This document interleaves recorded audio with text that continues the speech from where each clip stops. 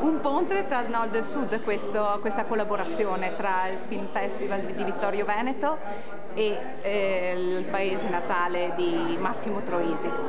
Sì,